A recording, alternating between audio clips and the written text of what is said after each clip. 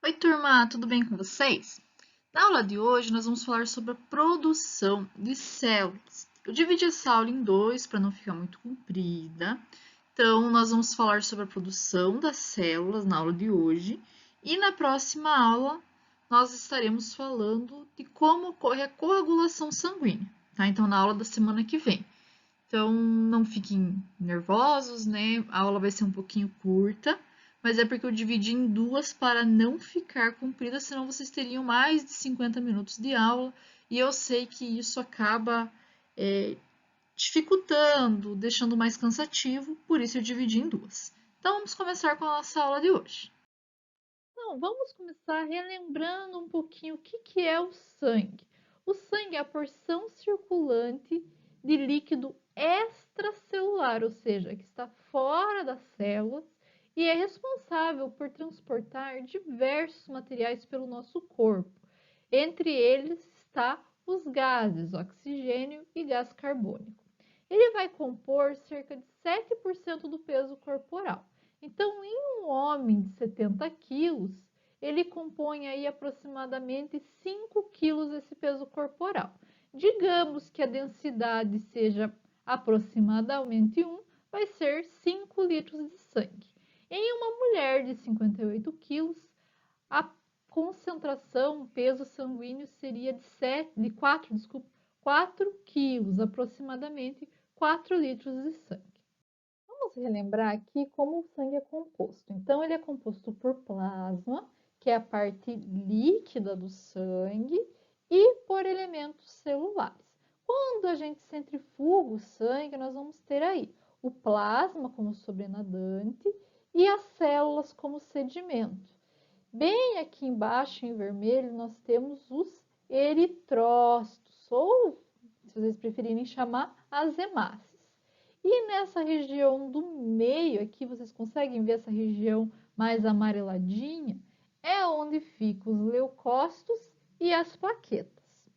Então, em relação ao plasma, a gente já falou um pouquinho sobre ele, lembra? Ele é composto por água, 92% dele é composto por água, íons, moléculas é, orgânicas. Essas moléculas orgânicas elas vão compor aí aproximadamente 7% do plasma. Entre essas moléculas nós temos aminoácidos, proteínas como albumina, globulina, fibrinogênio, glicose, lipídios e resíduos nitrogenados. Então, quando a gente faz exame de glicose, a gente vai calcular, vai medir a glicose no plasma, lipídio, triglicerídeo, colesterol no plasma, tá? Nós temos também elementos traços e vitaminas e gases que vão estar dissolvidos no plasma, como o dióxido de carbono e o oxigênio. Daí vocês vão me perguntar, mas professora, os gases, o oxigênio e o CO2, eles não vão ser transportados pelas hemácias? Vão. Só que nem tudo vai ser transportado pela hemácia. Alguma coisa vai ser transportado aí, dissolvido no plasma. E isso a gente vai conversar melhor quando a gente for falar de sistema respiratório, tá? O plasma ele vai constituir aproximadamente 55% do sangue. O resto vai ser constituído por elementos celulares. Entre esses elementos celulares, nós temos os glóbulos vermelhos, que também são conhecidos como eritrócitos ou hemácia, os glóbulos brancos, que são os leucócitos. Aí, entre os leucócitos, nós temos linfócitos, monócitos, neutrófilos, eosinófilos e basófilos, e as plaquetas, que vão auxiliar na coagulação sanguínea. Vamos começar falando das proteínas presentes no sangue. Então, as proteínas elas vão estar no plasma e elas vão ter diversas funções, vão ter funções distintas dependendo da proteína. Lembrando que o líquido extracelular, ele apresenta a mesma composição praticamente em todo o corpo, com exceção das proteínas. Nós vamos ter uma grande concentração, ou seja, uma concentração maior de proteínas na corrente sanguínea que no líquido intersticial, que é aquele que fica em volta das células. Por quê? Porque essas proteínas elas são grandes, elas não conseguem passar pelos capilares, tá? Então, as proteínas, na sua grande maioria, elas vão ser produzidas pelo fígado. Estão vendo aqui, ó? Fígado, fígado, fígado, tá? Então, a maioria é produzida pelo fígado. Vamos começar falando da albumina. A albumina, ela contribui para a pressão coloidosmótica, ou seja, ela vai reter água dentro do sangue, tá? E também vai auxiliar no carregamento aí de algumas substâncias sanguíneas que estão presentes no sangue. As globulinas, elas podem ser sintetizadas, na sua maioria, pelo fígado, mas nós também temos algumas imunoglobulinas ou anticorpos que vão ser sintetizados por células sanguíneas especializadas para fazer aí a defesa do organismo. Ela vai atuar no fator de coagulação, atuam como enzimas, anticorpos e também como carregadores de substâncias. O fibrinogênio, por sua vez, também sintetizado no fígado, vai formar filamento de fibrina e vai auxiliar na coagulação sanguínea. A transferrina, o nome já lembra muito, né? Vai auxiliar no transporte de ferro pelo organismo. Os glóbulos brancos, eles são classificados dependendo da sua função. Então, olhem aqui, os neutrófilos, monócitos e macrófagos, coletivamente, eles vão ser conhecidos como fagócitos, porque eles englobam e digerem partículas estranhas, como, por exemplo, bactérias. Eles fazem fagocitose. Já os basófilos, eosinófilos e neutrófilos, coletivamente, são conhecidos como granulócitos, porque eles têm glânulos dentro do citoplasma e, por isso, são chamados por esse nome. Já os linfócitos, eles são conhecidos como imunócitos, porque eles vão ser responsáveis pelas respostas imunes específicas contra os invasores.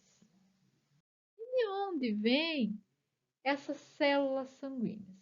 As células sanguíneas, elas vão ser descendentes de um único precursor celular. Então, todas elas, tanto os eritrócitos, quanto os glóbulos vermelhos, quanto as plaquetas, vão ser derivadas da célula tronco hematopoética pluripotente. Então, essa célula, ela consegue se diferenciar em qualquer tipo de célula sanguínea.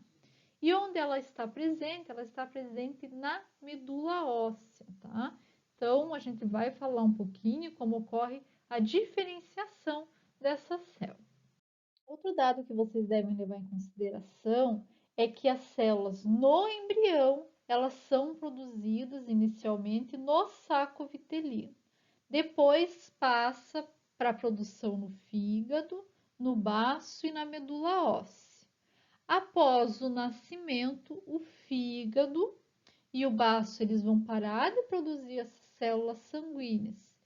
E essa produção, essa hematopoiese, ele vai continuar ocorrendo em todas as medulas ósseas do nosso corpo, ou seja, em todos os ossos até os 5 anos. Quando a gente começa a envelhecer, a criança começa a envelhecer, as regiões ativas elas vão diminuindo. Em um adulto, a única área que produz células sanguíneas são a pelve, a coluna vertebral, as costelas, o crânio e a extremidade de ossos longos, por exemplo, a extremidade do fêmur. Essas células tronco pluripotentes, então elas vão ser capazes de se diferenciar em qualquer célula sanguínea. Então, se ela se diferencia em célula tronco linfocítica, ela vai se tornar um linfócito.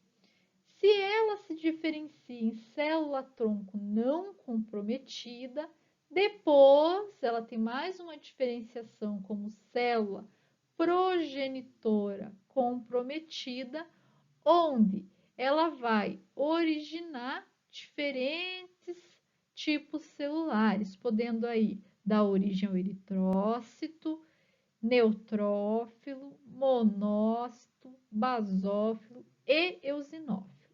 Lembrando, é claro, que as plaquetas, elas não são células, são fragmentos celulares. Então, elas vão ser originadas aqui dos megacariócitos, então não são células, são fragmentos celulares. Lembrem sempre disso. Outra coisa interessante, vocês estão vendo que as outras células todas têm núcleo. A plaqueta, como não é uma célula, não vai ter núcleo. E o nosso eritrócito, ele também perde o núcleo quando ele vai para a circulação. Então, ele não tem núcleo. Outra coisa que eu gostaria que vocês observassem. Essas células aqui, elas vão estar dentro da medula óssea e essas na circulação. É claro que vocês vão ver muito melhor essas descrições na hematologia. Mas caso aconteça dessas células que estão na medula serem enviadas para a circulação, isso significa que as células elas estão imaturas e estão sendo enviadas para a circulação. Pode ser comprometimento ou alguma doença.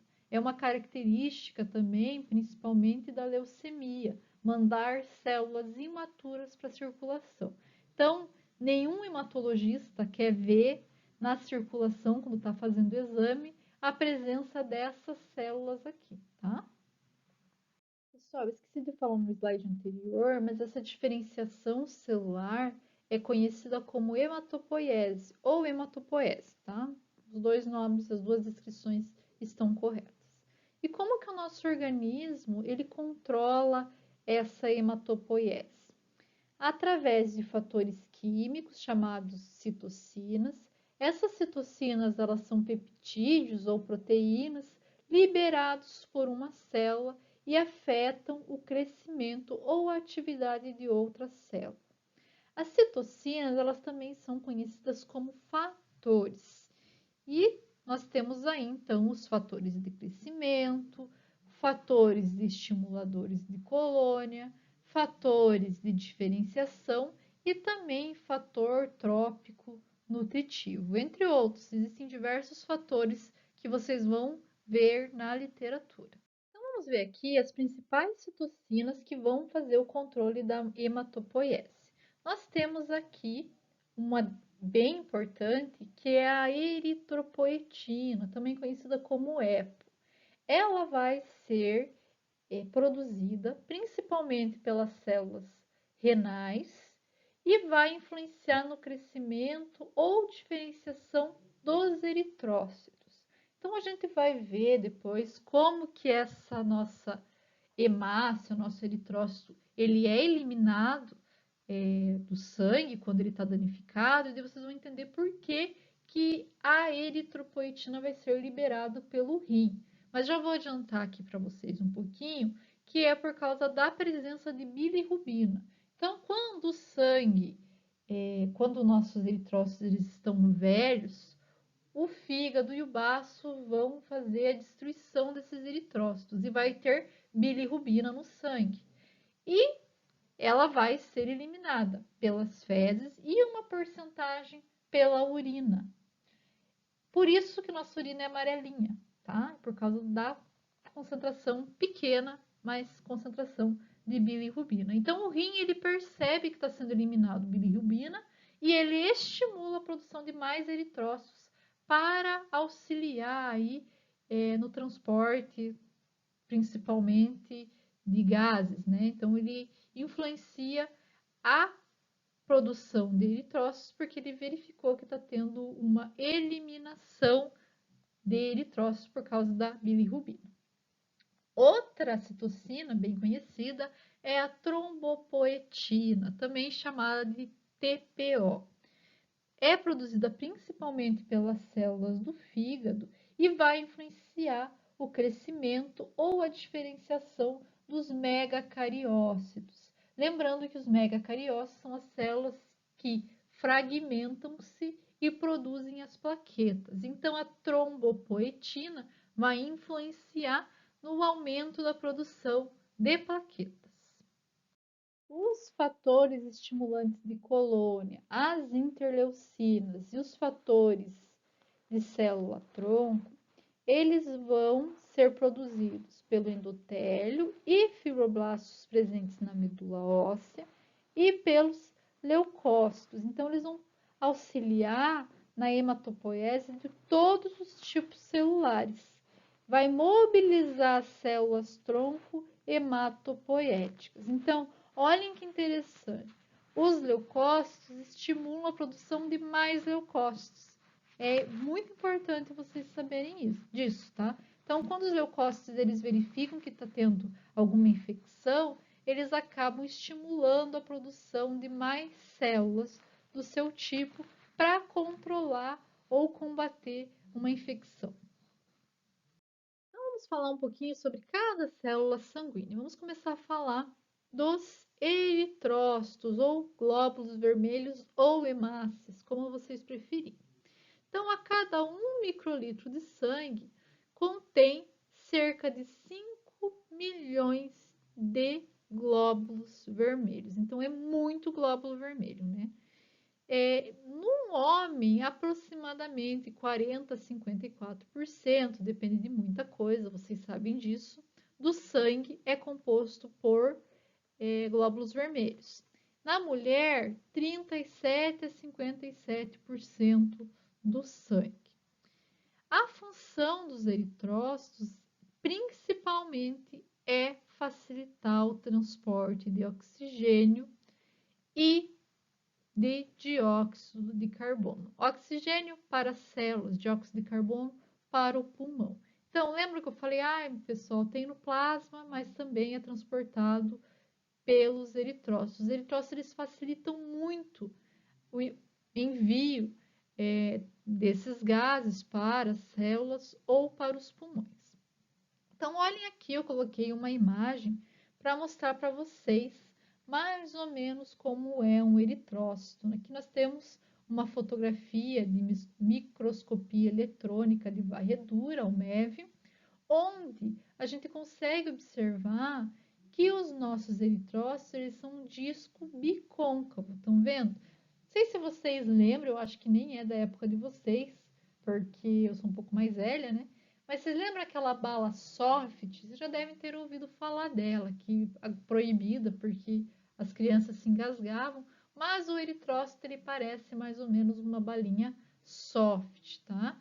Então ele tem esse lado bicôncavo, que é um pouquinho achatado no meio, porque ele não tem núcleo, né?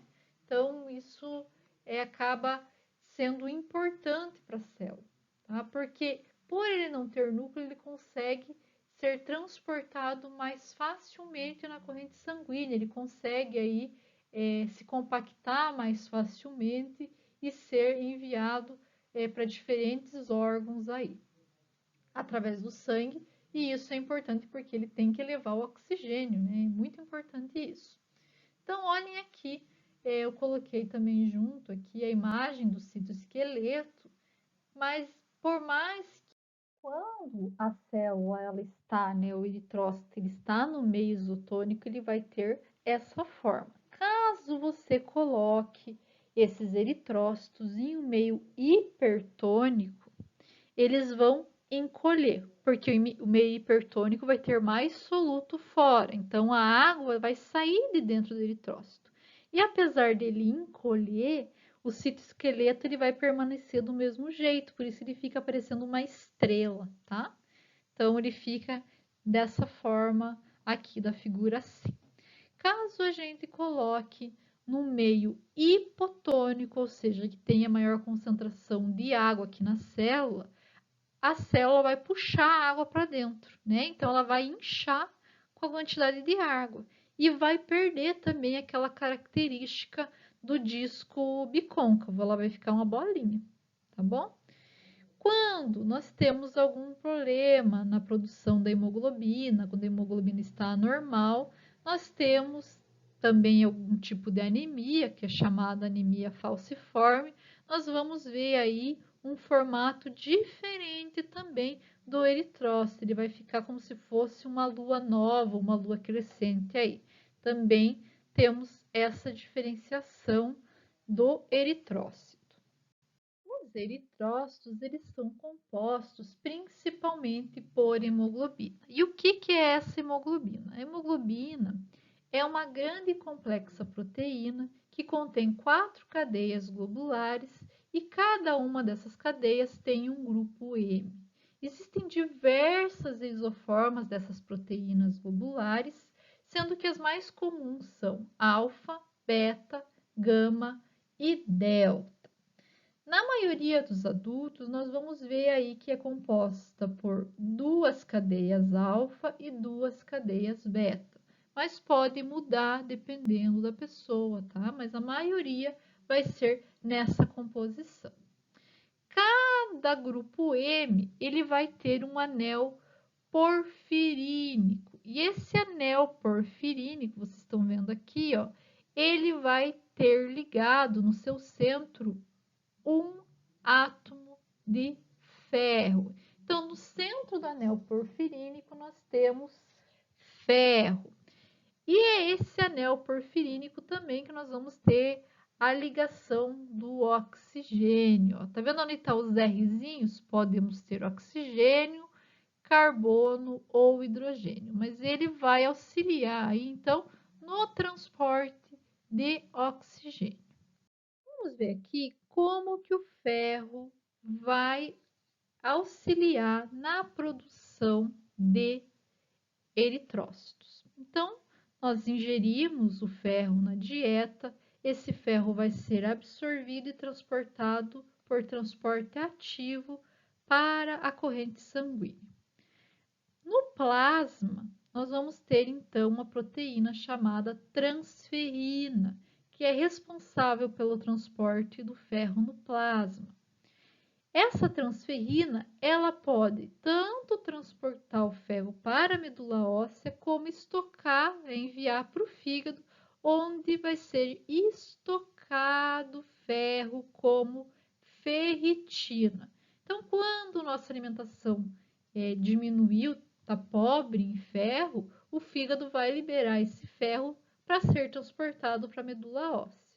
Quando a gente come ferro em excesso e temos uma intoxicação, nós vamos ter um problema no fígado, porque ele vai estocar grande quantidade de ferro e isso gera uma intoxicação no fígado. Dentro da medula óssea, esse ferro vai se ligar ao grupo M, formar então a hemoglobina e vai ser utilizada na síntese do eritrócito. O eritrócito, então, vai ser enviado para o sangue, onde ele vai permanecer cerca de 120 dias. Nós vamos ver que tem células que vivem algumas horas. Os eritrócitos vivem 120 dias. Quando o eritrócito já viveu um tempo suficiente, a membrana começa a ser danificada, o baço vai destruir esses eritrócitos velhos e converter a hemoglobina, que continha ferro, em bilirrubina. E a bilirrubina, então, ela vai ser enviada aí para o sangue. Lá no sangue, nós vamos ter a excreção dessa bilirrubina pelos rins ou pelas fezes.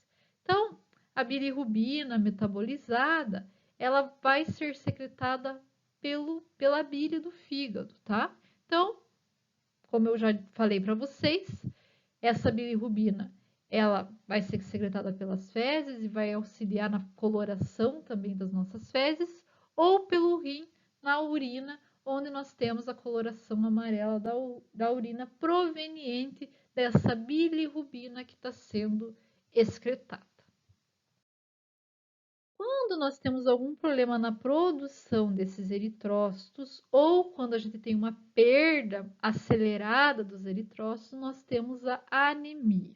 Então, a anemia ela pode ser ocasionada por perda acelerada de eritrócitos ou diminuição de produção dos eritrócitos.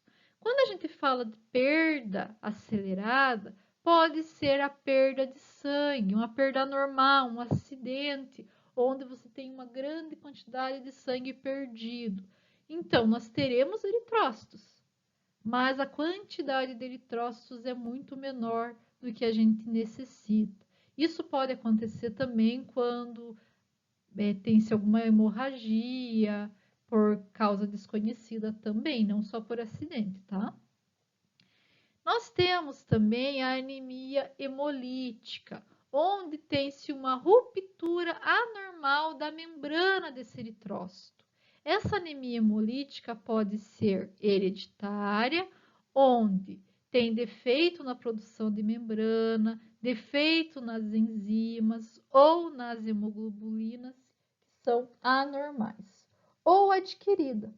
Quando a gente tem uma infecção parasitária, por exemplo, por malária, fármacos ou reações autoimunes, onde o nosso próprio organismo está destruindo os nossos eritrócitos. Em relação à diminuição de eritrócito, ou seja, quando a síntese de eritrócitos está inadequada, nós podemos ter defeito na síntese de hemoglobulinas ou de eritrócitos pela medula óssea, onde nós temos anemia aplásica, que pode ocorrer por causa de fármacos ou radiação, e faz com que não se tenha a produção de eritrócitos adequado. Quando a gente tem uma ingestão inadequada de nutrientes essenciais, como por exemplo ferro, ácido fólico e vitamina, principalmente vitamina B12, que é essencial na produção de eritrócito. Nós também podemos ter aí uma produção inadequada de eritropoetina. Lembram-se que essa eritropoetina ela era produzida pelo rim para aumentar a produção de eritrócito? Se a gente tiver algum problema nessa produção de eritropoetina, podemos ter aí uma diminuição nos eritrócitos. Diminui a quantidade de eritropoetina, diminui a quantidade de eritrócitos produzidos pelo sangue. Pelo sangue não, pela medula óssea, desculpa. Agora vamos falar das plaquetas. Lembram que eu falei para vocês que as plaquetas também não tinham núcleo, igual as hemácias, mas as plaquetas, diferente das hemácias, elas têm mitocôndria, a hemácia não tem, retículo endoplasmático liso e inúmeras vesículas ligadas à membrana. Então, a hemácia não tem esses conteúdos, tá? Mas as plaquetas têm, lembrando-se disso. Essas vesículas que eu comentei, elas contêm grande variedade de citocinas e fatores de crescimento que vão auxiliar na coagulação, tá? Então, é muito importante. Ao contrário também das hemácias, que vivem 120 dias, as plaquetas têm uma vida útil de aproximadamente 10 dias. Como principal função, é claro, prevenir a perda de sangue, agem como células imunes também, pouco, mas agem, e também auxiliam aí, atuam como mediadoras das respostas inflamatórias. Vamos relembrar aqui como que é a formação dessas plaquetas. Então, a partir dos megacariócitos, que são células bem grandes, com múltiplas cópias de DNA, nós vamos ter aqui em volta dessa célula uma borda. Essa borda, ela se solta e esses fragmentos, eles vão ser conhecidos como plaquetas. No sangue, eles vão ser liberados na forma inativa e vão circular no sangue até serem ativados por citocinas, por exemplo. Quando eles são ativados, essas plaquetas elas se amplificam, elas ficam maiores e desenvolvem superfície externa pontiaguda. Essa superfície externa pontiaguda vai facilitar para que elas consigam se aderir umas às outras e formar aí o tampão plaquetário. Então, pessoal, nossa aula termina por aqui. Espero que vocês tenham gostado. Até a próxima aula. Qualquer dúvida, fico à disposição.